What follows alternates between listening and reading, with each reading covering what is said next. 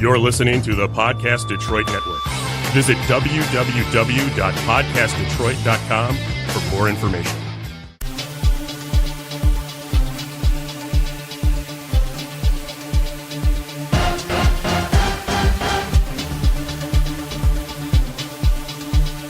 This is Grand Design Podcast with DJ and Jerry Grand, where we link the chains of reason of sports, politics, and culture.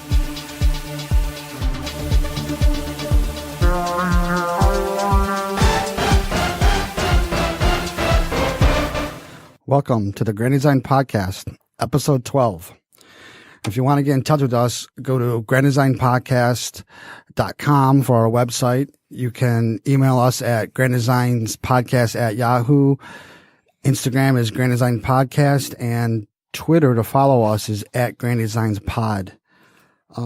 Today's episode is about sports fan behavior, but before we get into that, there's a little update for episode 7 where we talked about equality in sports, basically about transgender. This is from April 11th of this year. Every House Democrat but one co-sponsors bill intended to let biological male athletes compete against females in public schools. So it's gotten into the government. Really? Yes. Wow. So they're actually saying that even if it's unequal, because I think transgender male becoming a female is unequal, let them have it. I'm not sure what university. They're now admitting transgender. It's an all-female school, but they're admitting the boys who want to become females. Or it could be the other way around, but either way, they're allowing that to be an admission. Well, this isn't sports, but did you hear what happened in Alaska? A transgender who went from female to male went into a boys' bathroom in a high school and took a picture of it, posted it on Snapchat. The next day, there was a small riot where 11 boys went into the female, saying that they were identifying as female, went into the girls' bathroom. One of the girls was in there, kicked a boy in his private parts. No.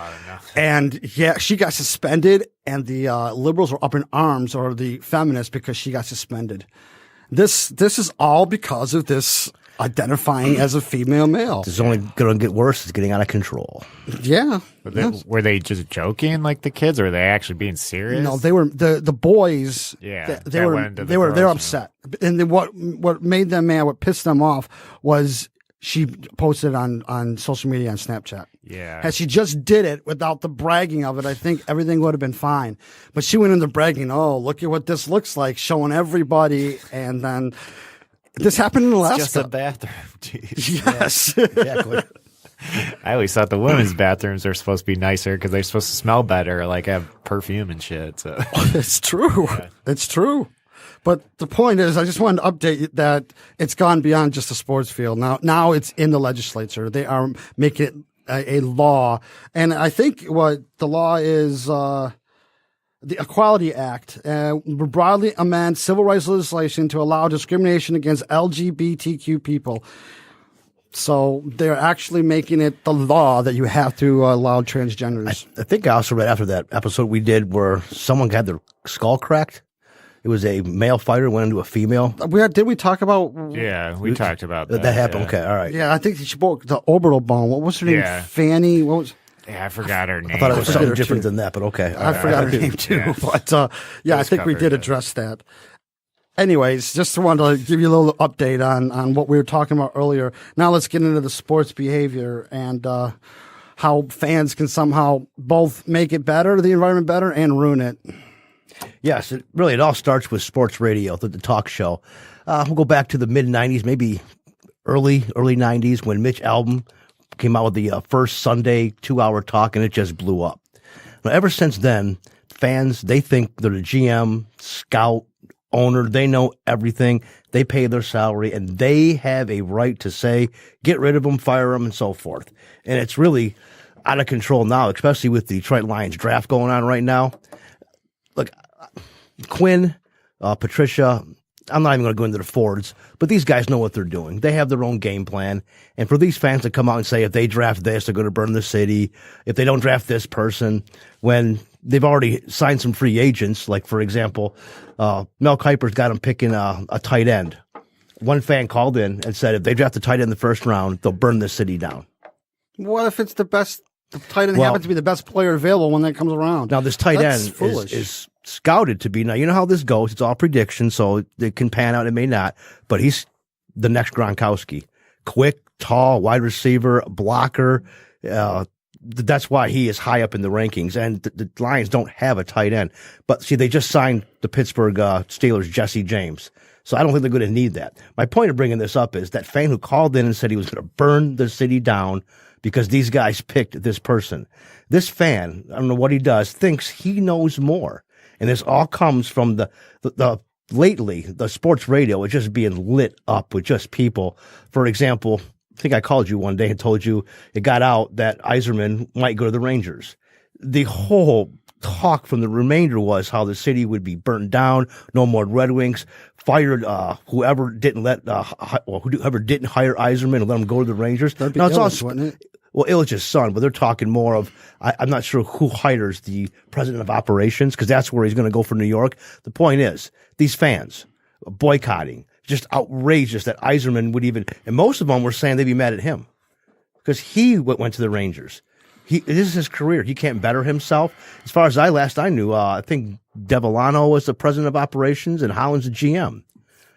I think the premise is wrong. They're coming from the premise that Yzerman actually is from Detroit. He just played here. He's not from Detroit. He owes zero loyalty to the city. Even the hosts were saying they would be mad at Yzerman for saying yes to the Rangers when Detroit's not even offered. I mean, it's okay to go to Tampa Bay, but don't you go to any of the original six or even a rival, God forbid it's Toronto. See, the problem is they were all looking for him to be the GM, the savior, and replace Holland, but he's going to be, at least was interviewed to be the president of the Rangers. I don't even think that's on the table to be the president of the Red Wings. That's a better job. Why wouldn't you go there? That's where it gets even funnier because you know what the fans are saying? Make it the job. Whoever's in Detroit, make whatever Yzerman's getting in New York, make it. Do it. But so you realize that he won't be making, or the GM makes a day-to-day decision, so he won't be making the decisions to save the team like he did with Tampa Bay. They have no clue, yet they're sitting here demanding that Detroit do whatever it takes to fire these guys who are currently the president just because Yzerman might be going to New York. Now, this was a New York Post article. And again, it got Detroit all riled up. They're still talking about it today. See, they're arguing from emotion. They're really taking it because Yzerman was part of bringing the championship, the Stanley Cup to Detroit for those years. They're arguing that they want that love back again from the feeling. And it doesn't necessarily mean that they were going to get it back. We should probably mark this podcast because I'm telling you now, this year, the next upcoming season for the Lions are going to get screwed on this new pass interference review. And they're just going to call up the next day like they did after the Dallas game, how they got jobbed from that pass interference flag. They got picked up when they talked about it because now they're going down and the Lions made a great play. All right. But now the other coach can throw that flag to review that it was interference. Now you slow any play down in slow motion. You'll see every ticky tack, grab, whatever. It could be interpreted as pass interference. So now the Lions had a good play.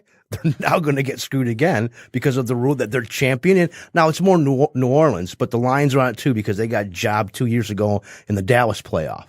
The point being is the fans will light up that radio show. The referee, just death threats, you name it. Well, it can work both ways. If it turns out to be a play in their benefit, they're going to love the rule. But when it goes against them, then they're going to be all up in arms and pissed because they got ripped off. In the Lions' history, when has anything ever gone their way good? Well, no, ever. I agree. But we're talking about individual plays now. And an individual play a call could end up being in their favor one or two times. I get your point, but my point is odds are it's going to screw the Lions. And their fans are just going to get all illusions of grandeur, how they're now the ref. They see it better from their couch, drinking beer, critiquing. And then it goes over to the next week about whatever topic. Right now, it's the Pistons in the draft. And we've talked about it earlier, the Red Wings and tanking, how they won the last couple games and they're not going to get Jack Hughes now. So here we go again. The fans are upset with the Wings, the fans, for not losing. I need to address We've talked about I need to address that Jack Hughes situation. Because as it was, Ottawa, they traded to Colorado. Avalanche, right. But Ottawa had the best pick and they end up number 4. So even if they did lose and become in last place, they could have had still the 4th pick. They still wouldn't have gotten Hughes because of the lottery. They don't understand the nature of the draft. Correct. That's a foolish argument. They're thinking that if they tanked and they came in last, they would have gotten Jack Hughes. I still think for That's an assumption. the Rangers and the Blackhawks to get the 2nd and 3rd pick is what really got them upset because they went from 4 to 6. And the Rangers and Blackhawks went from like 12 and 13 to the top 3. That only helps my argument out because you don't know what your situation is going to be. You don't know what your draft position is going to be because of the lotto. Okay. So they drop from 4 to 6 because of the lotto. But for the purpose of this, here we go again with the fans not understanding and then calling and thinking they know more than their GM, whoever it may be, for the sport that they're calling to complain about. And it's every day when you listen to 97, any sports talk, that's all the fans do. It's just complain how they know better. They know how to better the play calling, the player acquisitions. They're even saying now that we should go out and get, for example, sign someone like R. Kelly. As long as he can score a touchdown and hit the home run, it doesn't matter anymore. Well, that's our fans, though. That's pragmatism there. I talked about that.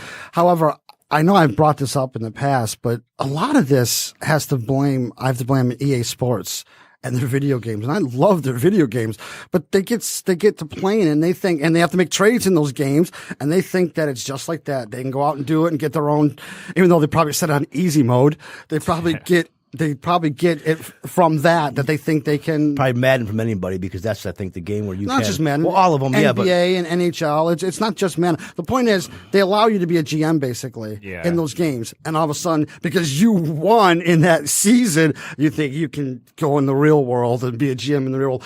And in fact, if I'm not mistaken, GMs aren't paid to win. They're paid to fill the seats. You know, you're correct. I did, back in about 10 years ago, took a course to be a GM scout. And the GMs are not paid to literally do any acquisition of the talent. Although if you figure it out, if you get a good talent, number 1 pick, it fills the seats. Not always, but they are paid to fill the seats. And the good example is this year in the NBA. The Sacramento Kings made the playoffs, I believe, and they fired their coach. And they just hired the Lakers coach, Luke Walton. The guy did good. The team was horrible, and he really did a good job, and he got canned. I don't know the situation. It depends on what was going down, what happened. I don't know. Was the locker room in disarray? I don't know. It depends on the situation. I don't think he lost the team because they actually were doing better than the Lakers. They actually, I think they had beaten I think they swept the Lakers. They may have been the 8th seed. Either way, they were a team that were coming up. And yet, it was more or less the fans calling it and just outraged. I think at the end they wanted to tank for the pick coming out, Zion Williamson, and they caught on real quick and ended up making the playoffs 8th seed. They're going to get obliterated by the Warriors. So you think it was the fans calling on radio talk shows that I'm pretty sure him fired? Really? I'm pretty sure the Sacramento Kings. This guy is a fan-related owner. I mean, he takes there was an article a couple years ago, even on the talk, we were talking about this guy that basically listened to the fans on what they wanted. And pretty much to make them happy, because he went along with trying to appease them, you pay their salaries. Well, you wonder where did he get it from? He just told them, even though it's not true. That's the whole point. He just told them. He was appeasing the fans, and then he gave the fans had some power, and their talk shows just lit up. They even got Chris Webber. I believe he played for the Kings, and they got screwed. We talked about the officials screwed them out of an NBA title, and that was over draw because who wanted to see? Would you rather see the Boston Celtics and the Kings, or the Boston Celtics and LA Lakers in the finals? And I'm not asking you, the NBA officials. But those GMs are paid to fill the seats, period. If those seats aren't filled, they're going to lose their jobs. Well, that's my point. I don't think they would. The average fan would be lost because it's not the job is not to win. It's not to. I mean, it's great if you do win because they'll fill the seats, but the job primarily is to fill the seats. I think you said it before a couple podcast episodes ago that it's jealousy. They're just jealous the fact that, look, it's a kid's game and these GMs and coaches are being paid. Look at Harbaugh. I think he's done a great job at Michigan, making $7 million a year, and yet he is being trolled because he hasn't won. He hasn't won a Big Ten championship. He hasn't taken them to Indianapolis. He's just being trolled. And for where the program was when he took it over, I think he's done an all right job. I'm More than all right. What Rich Rodriguez and Brady Hoke did was abysmal compared where to they've taken it what and where he's Harbaugh's doing now. Where he's brought it back to, I would agree. But here we go again. Fans think they know more than Harbaugh, and he's making $7 million. I could make $7 million and do a better job than him. So it's that jealousy that it's the money. They want to make that money, which gets in. I don't know how you want to. But see, but he got that $7 million based on what he did prior. Correct. What he did with San Stanford. Francisco and Stanford. Correct. Absolutely. So all these athletes are paid on what they did. Jumping into the job is not going to get you a $7 million salary. But when you got these people who are jealous because they think they can do it for that $7 million, whatever, 7-figure salary, then it turns into stuff like this. Oh, I agree. I agree.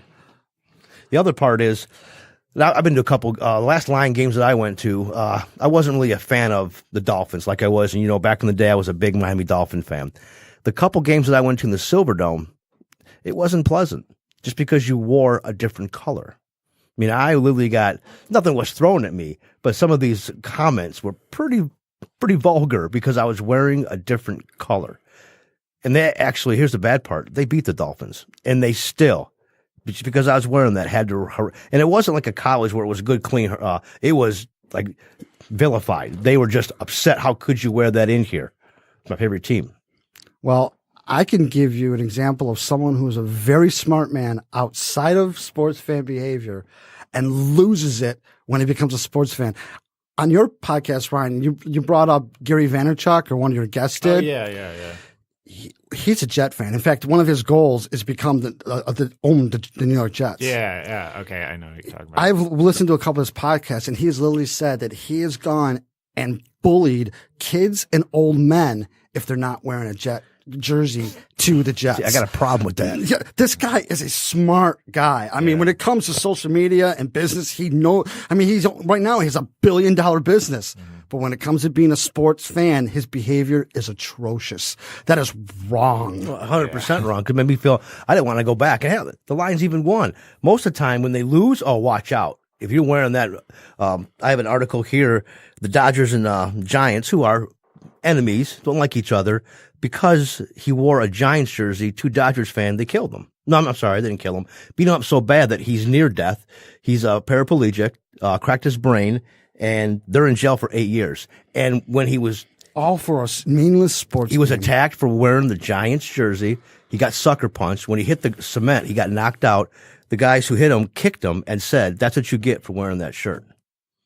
That's what you get." To come and do a game, to enjoy it. And this guy was a paramedic who got attacked. Now, these guys are serving 8-year sentences, but 8 years. This guy's forever. He needs care for the rest of his life. I mean, it's a sad situation. I was mistaken for another situation. Well, what do you know? It's a San Francisco and the Dodgers again, where this guy was stabbed to death over wearing a Dodgers jersey. So it goes both ways. A Dodger killed the harmed or maimed a Giant fan, and the Giants literally stabbed a Dodger fan to death. So when you break it down to the basic level, he was killed because of the color of the threads he wore on his jersey. It's all like, gang signs, like all that, you know what I mean? That's just irrational. Yeah. Absolutely. In fact, no, they're not illegal gangs, criminal gangs, but they're gangs. It comes down to it if you're putting your life on the line. If you're going to hurt someone over wearing another color, you're a gang. You're just a gang member. Absolutely. Well, it's that alcohol. That's part of the problem too. Fuel it. I mean, they get that liquor courage in them, and they think they can beat anybody up or take anyone down. Or say anything they want. Yeah. I don't fault the people who want to have a good time, but a lot of people just tailgate a Lions game for the tailgating sake. They have no intention of going inside. Some of these guys get liquored up, and then when they go in, they even drink even more. The price of the beer, as crazy as it is irrelevant. And it is just, there were a couple Monday Night Football games where it was a brawl up in the upper bowl. It was a Silverdome. That's in Detroit now. So when they get liquored up, I think that's really a part of the problem. That liquid courage takes over. They think, because you're wearing the enemy's colors, that they now can have every right to go and chastise you, really, to do anything they want. Physical violence. Back in the day, it was just, the college game's a little different. You've been to a hockey game in the U of M, and that's a fun atmosphere. This wasn't fun. They were mad because they lost, and now you're going to pay for it. I have a low opinion of Detroit sports fans. I know being from Detroit is going to admit a lot, but I really do. I could tell you a story when I went to the Pittsburgh Civic Arena before it closed down to see Mario Lemieux, and I didn't get to see him because he got hurt. But I went there with my wife. She wore a Red Wing jersey, and I wore the Penguin jersey. There were Detroit fans who had came to see them, followed the Red Wings, who harassed me in a foreign arena, not even in Detroit arena. Yeah. They couldn't believe it. They would come over and talk to me and couldn't believe that I was from Detroit and I was wearing a Pittsburgh jersey.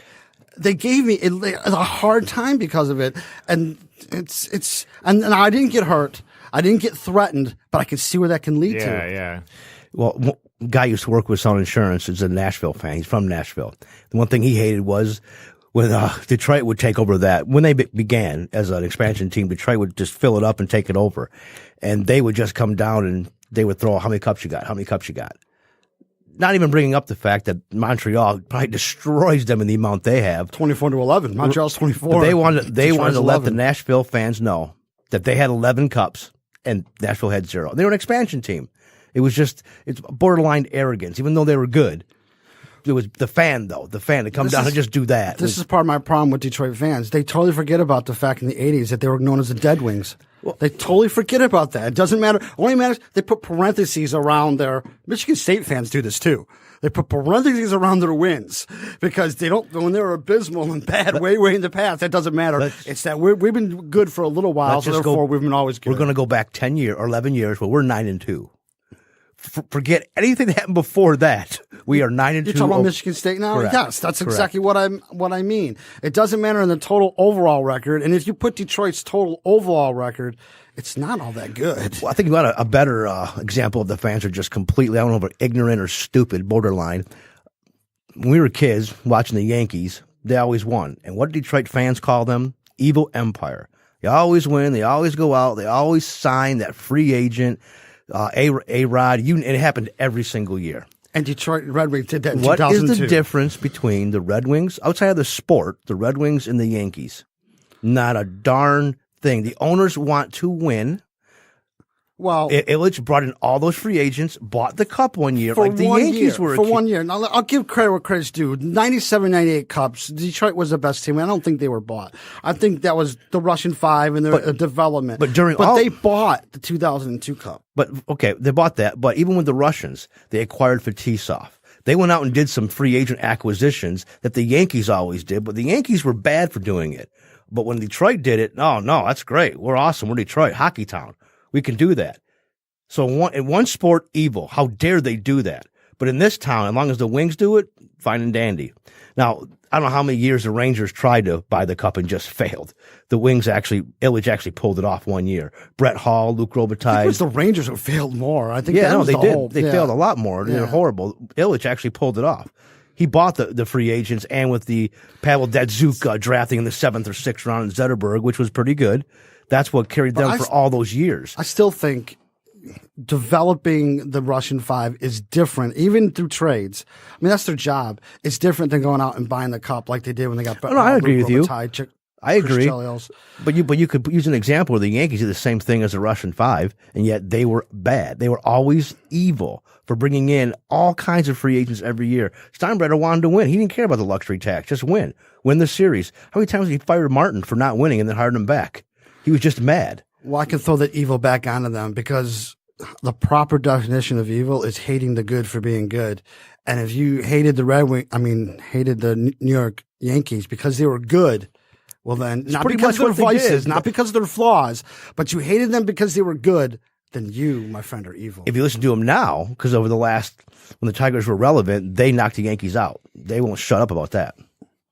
But back in the day when it was always the Yankees, again, there's more parity now to where these fans, where they think they have a chance, they have more of a say. Back in the day, it was always a certain Dodgers and the Yankees were always in the World Series. And you didn't have sports talk, so the fans couldn't weigh in like they do now. My point being is the Red Wing fans are hypocrites. Although when I did stay in Philadelphia for a while, they're pretty bad too. When you throw batteries at Santa Claus in a football game, that's bad. And that's what they did. All right. And that wasn't very, very, very merry. You're right. And I don't like it being brought up either. You bring it up in Philadelphia, they'll get mad at you just for bringing it up. Here we go again. But you did it. If you don't want to bring up, don't. If you don't want to be held accountable, don't do it. I'm not going to say that Detroit Red Wings are the worst. They're not the worst, but I'm going to put them they're up not the there. best I'm either. going to put them up there as one of the worst. One of maybe. I think Philadelphia, hands down, is the worst. In New England, they're in a good. Again, I was there, and their team back in that day, they were horrible, and they were upset because I was a Dolphin fan. All right, in New England, and they were horrible. That was back in the days when they had the guy bent over on the helmet. The sad part is, I don't think it matters where you're at. If you go to a foreign stadium and you wear a different jersey, you're going to get in trouble for it. Well, no, I've heard Green Bay that they're very courteous there. They do not. It's a fun time. That's from what I hear. People went to Lambeau Field and watched a football game there. It wasn't anything like they experienced in Detroit or New York or San Francisco. It was really a fun time. But that's a different situation because that team is owned by stockholders, the fans. It's the only one in the NFL to where the actual fans, they could actually say, hey, I pay their salary if they own the stock. Because it literally, their GM, they answer to a board of directors, and it's on the stock market too. Even there, I think you're conflating the issue. Just because you own stock doesn't mean you pay their salary. You can't say, I own Apple stock, so I pay you. No, that's just so not true. But I'll give those guys. No, you are invested in the team, absolutely, monetarily invested, but you can't say you pay But their I would salary. give them more of a leverage over any other city that doesn't, those guys, that city actually, they have an investing power in that team. That's the only reason I bring that up. I understand, but I still think it's conflating the two, but I get your point. I do. Now we get into, after the alcohol, this is where it really gets bad, is the parents at the kids' game. Some of these on TV that I've watched, they turn into brawls. I've even heard of parents going to the coach, I'm not bringing my son if you're not going to play him, questioning why didn't you play my son over that son, but yet when they were asked to coach, crickets. They're too busy, couldn't do it. They literally are living through their kids at that game. And if a ref calls a bad call, it has gone to violence. It starts at the kids' game, and these parents just take it too seriously. Oh, absolutely. If you're going to fight over the results of your kid, literally fist fight. I mean, that is disgusting. It's deplorable. I actually give you one that I lived through with when Nikki was a figure skater back when she was just 5 and 6 years old in that division. Tiny little girl. It was just cute seeing him out there. Well, she got first, and I think a girl from India got second. Her dad tore up that medal and just cursed the judges out. 5 years old. From India or Indiana? No, it was India. It was the World Really? Championships, yeah. Oh. Yes. They had one from England. They were all over the world at this one. I never forget this guy because he had that thick Indian Abu accent over literally his daughter not being the best. And he was yelling at the judges when they gave the award out, the medals. It kind of ruined Nikki's time because he was making a big scene over his daughter not getting the gold and Nikki got it. Again, a good example of a parent just living through, and most of it is they see some of these kids. Tiger Woods was the first one where his dad put him as a young age as a golfer, documented. He was on the Mike Douglas show and grows up to be a world famous golfer, worth millions. Parents are saying, if I do that to my kid will make millions and I'll be taken care of. So they're really investing and making their kid, we talked about this, making their kids want to play just so they see that big payday. Whether the kid likes it or not, it's irrelevant. Wasn't that? We talked about this trophy before. kids or Absolutely, whatever. yes. Yeah. So where they take it too seriously. But I think there's where they're taking it. They invest all this money in training and they make this all-star team and they don't play enough. Parents take it personally and go after the coach. Or if another team checks their kid and it was like the dirty play, then the parents go after each other. It's personal. It's not just against the coach. I've heard about parents going after the officials. Oh, especially it's the officials too. A high school official, It's the officials and too. they berate the high schooler, the young kid, because he's making a mistake. That is just for a game. See, That's where it goes what they down don't to, you're right. understand. It's We're a talking game. about a game, and if you look at the huge picture of things, games are meaningless. They mean next to nothing, and yet you're gonna fight. You're gonna make a high school kid feel bad because he made a mistake. Yeah, we say it's meaningless, but the parents take it as meaningful because of the time they've invested and money, more importantly. No, I because agree of with you. emotion. That's when they get their emotion involved. Because if you are distant from it, even if you pay money, I mean, you can invest in a company and it fails. Why are they emotionally invested? Because they're vicariously living through their kid. Because they want to win the championship through their kid. That's emotion. But I also think that the training, the time they put into it, they expect to get the rewards from that. When they don't see it, the emotion kicks in. To take it to another level. And it's mostly disgusting and what can happen if the parents get upset. I think it's like they're fans of their kid and only their kid, whatever it may be. You're Not 100% like, correct. You know what I mean? It's like that's not how team sports work. They all got to be doing something for it to be a success. And it really gets bad when you're on a travel team when all the kids are good. They're picked, hand-picked, Yeah. and they're all good, but yet the parents still think their kid's better than that kid. Again, but they're all good to begin with. Best of the best in most cases. We played in high school. You actually could sit the bench and never play a single inning in baseball. I mean, so you weren't guaranteed to play. You may have gotten on the team, but that doesn't mean you're going to play. Yeah, but back then we got cut. They don't cut anymore. They're actually paying to play now, and Now we're getting it's a back whole- into the participation trophies Yeah. because you got to pay a certain amount play a certain amount of innings, and they won't cut because of the hurt feelings of the kid when they got cut. And I got cut. So So then it the hurts, but you go back and you're better the next year. the premise is that you're agreeing with the participation trophy that you must play my kid no matter what. You must. I don't care if you're good, Look at bad. the, you must play a certain amount of The time. Little League World Series. I mean, I like watching it, but I hate the rule where every kid's got to at least bat, run. Or, I mean, even the end of the bench, they got to play a field. I mean, it gives to coach it like that, especially for the World Championship. You're playing Japan, and now you got to worry about because you didn't play this kid, one inning or one at bat. You got to get him in there, and you got to take your best player out. I mean, that rule I don't like. Well, the huge loophole that is just have him be a pinch runner. Just go have him run for one. I'd have to look up. I'd have to look up the exact You got your rule. time. Yes, exactly. But it's pretty technical. I mean, but again, just to run, I mean, you have to make them just to pinch run. But I think it's more than just pinch running. The point I'm bringing up is it's the participation. That kid has to play when he's not the best, but he has to play. They're forcing the coach's hand. And that can literally sometimes cost that championship. And again, this is competitive at the highest level for these kids. It's the Little League World Series. They're playing Japan, Thailand, especially when it gets to the international play. No, I agree. It gets back to the participation trophies, but when the parents get involved, especially when, like you said earlier, they don't step up to coach. They don't step up to do third base coaching or first base coaching. The simplest of And they'll be coaching, asked, and yet too. they'll complain when they're kids. They'll be approached to a coach or volunteer to do something, and they will give any kind of excuse what they have going on in their life, their jobs, what have you. But yet, when it comes time to where they see their kid didn't get in, or they only play hockey's the best because you go in there for 45-second shifts. I heard one son he only skated 3 minutes. He told the coach, or he texted the coach, couldn't even tell him, had to text him that if someone's going to play 3 minutes, he wasn't going to drive an hour and a half to the game anymore. And this was a high level travel league. These are all the best kids playing. And think about that. Now you have to worry about this kid not coming because the parent just gave you a text. He didn't play enough. I don't know how coaches can do with it. I don't know how. It made me not want to coach. I did that for Richie when I coached him. When the other parents get involved, I got disinterested, just walked away. Because yet they didn't want to do it, but yet when they seen I was doing something they didn't agree with, they let me know. It just got real frustrating. So I could see where the coaches would just walk away and not want to participate. I was reading an article in Forbes. They were interviewing Justine Gruber, who actually wrote an article who exposed Tressler, and she got harassed by fans in Ohio State. But she wrote a book. Another good example. Oh, absolutely.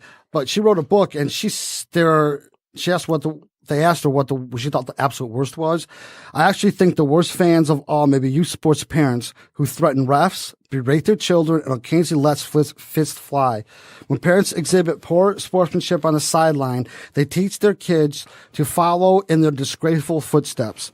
If parents are raising next generation sport fans in their own shadow, it doesn't bode well for those who will be sitting in the stands in the coming years. She's 100% correct because it has gotten worse over the years. Back when you and I were little, we played nothing like that. Nothing. Oh, you'd have your parents yell, but there'd never been fist fights. I mean, And they wouldn't yell at the There's coach. cheering, Yeah, there's yeah. like certain levels to this. But where they it's wouldn't okay. threaten the coach, or if the coach cut him. I mean, heaven forbid if they cut the kid these days. How the parents are going to go up to the coach, how can you cut my kid? He's better than that kid. We got cut, and man up. Don't cry over it. Try again next year. I remember getting cut from basketball. I had no business being on the team. I got cut. I told our dad, it's like, either try better next year or don't play anymore. It's just, he true. didn't go get in Coach Taylor's face. He just let it go. Well, that's the whole point. Back then, it was a different culture. I mean, heck, Well, at that school we're talking about, Sister Veronica was the principal. And I remember my first day when I went in there, she had that paddle, the oar, above her desk. And she made it clear that she hated any water activity whatsoever. And it wasn't there for a canoe. It was discipline. Now, they say that now, they're going to have a social worker going to that school, they're going to be suing them. Now, I'm willing to bet that school isn't open anymore, but if it was, that oar would not be up in that wall anymore. Times have changed. I think you brought it up about PC. Well, we went to school at the very end of corporal punishment, especially in Catholic school we went to. I remember when we first got there, the teachers were still flicking the kids in the back of their ears to get them to pay attention. Oh, yeah. Yeah. So, I mean, but that was at the very end of it. It sort of went out 2 or 3 years later, and that you never saw that anymore. But that was very end. It's a different generation. They believed that that's what it took to make kids do better. But that article is correct. It is getting worse because the kids that were raised that way back then have now turned in 10 times worse, to where it's leading to threatening their officials, following them to their cars, other parents if the kid did what they perceive to be a dirty play. It's literally chaos. Well, she's right. It doesn't bode well for future generations. What are they going to turn into? It's only going to be 100 times worse. It's only going to get worse until someone realizes that's got to stop, and it's only a game. It's just, like you said, it's a game. Someone's got to lose. But yet when they walk into this game and they're so they have to get their anger out because they lost, not realizing someone has to lose and someone has to win. But in this case, like when I went to the Lion game, they still won. They still berated me. So it didn't even matter if they won or lost. The alcohol took over, and because I was wearing the opposite colors, and even then the Lions never won a damn thing. And yet I got berated. These guys are cheering for history losers, and I'm the one that's an idiot. I think it boils down to emotionalism. I really that's do. what it is. Because it hurts emotions. to lose. It does. It always hurts to lose. But the rational people, the non-emotional, will take that loss as a lesson and say, what can I do to improve? What mistakes did I make? And how can I win next time? It's the emotional ones that say, no, my kid can never lose. My kid cannot be hurt that way. He must be coddled. He must be always given a trophy. Correct. Coming up. And that's where it starts. And like that lady writes, it's going to get worse. Until we realize, again, get the emotions out, it's only a game. I don't see that happening anytime too soon. I see sports radio getting bigger and bigger, and even more, even Super Bowl. We talked about it earlier. There's Super Bowl parties now. People aren't just watching the game. They're going for the party and the commercials. Ryan, do you ever go to professional MMA or UFC? Have you ever? No, I've never been to a UFC, but I mean, I've been to like pro leagues around here and stuff like that. How are the fans in?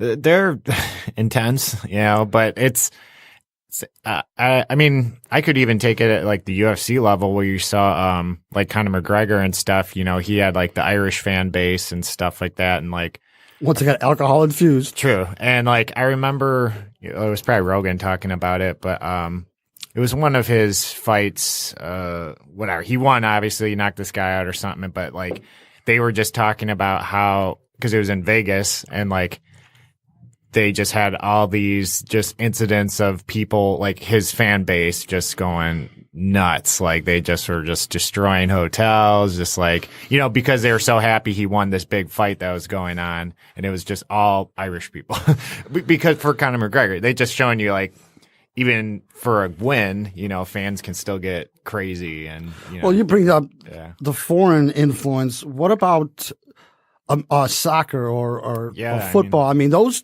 guys really get rowdy and how many the hooligan kind of stuff. Exactly. How many times have we seen a ref being chased after the game was over and the fans were so pissed because they lost that game, and the guy in the yellow jersey, the ref, is running out and the fans are chasing him. Look, soccer, I'm talking the world soccer, and I don't like watching it. But those fans, those guys take it to the even next level, which I haven't. Scary.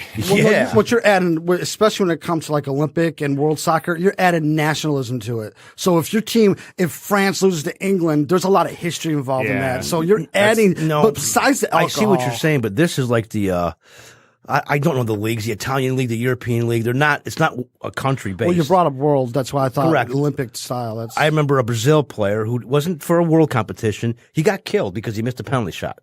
They shot him. They killed him. The fans shot the guy. I didn't look that up. I probably should have. But those soccer fans, they take it, what we're talking about, to a whole nother level. Scary level. I mean, I've seen fireworks go off in the stands in England because Liverpool lost. It was just one big flame. I don't know if you recall that or not. It was a couple years ago. They just went crazy. Something happened with the ref making a call, and they set that building on fire. It was in the stands. Then a couple people got trampled. Again, they take it to a whole nother level. Yeah, that's crazy. It is very crazy. Well, back to the MMA. Do the fans themselves, because we're talking intense fighting. Yeah. Do they? It's way more personal too, because I mean, unless they are like, again, I haven't seen them at these like UFC levels, so it's more or less a lot of your friends and family and like your gym and stuff that's gonna probably be there to watch you, and like, you know, vice versa with your opponent. So, you know, and this goes with like different backgrounds and stuff with you know, people just have giant families, so they'll have like hundreds and hundreds of their family members there. So, you know, they don't want to see this fighter lose in any way or get hurt, even though that's what it is. So you're talking, it can get. I've seen fights break out and, you know, get. So it does happen. Oh, all the time. But you bring up the families or the gyms; those are tiny nationalities. Yeah. It's not a nation state, but it's still a tiny. I don't want to use tribe, but it is a group. I think with family, they're Well, close. once again, that's another 'cause usually nationality. The gyms are a lot better at it because they understand it as a sport, and it's like, unless it's a really messed up call, you know, some coaches and trainers, you know, might get in a ref's face or something, but it's like more or less it's you lost, or you won, and they're like, all right, you know, let's move on from that. So, but like families and like friends kind of usually don't get that. That's like kind of what I observed in those situations. They think even if the guy gets like totally KO'd and lost like 100%, they're like, what the heck, man? So the only reason I even brought it up in the first place was MMA style fighting is intense, and you would figure that the fights would break out in their stands instead of at a baseball game. Yeah, that's why I asked the question. yeah. I mean, I've seen fights at fights.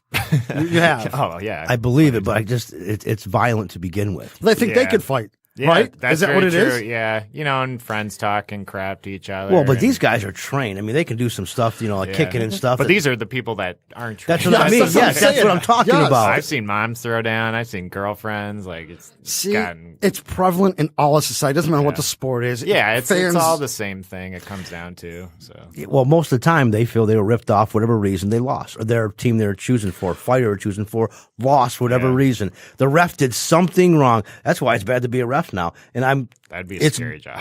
yeah, exactly. Most of the sports that can, baseball will go to computerized referees.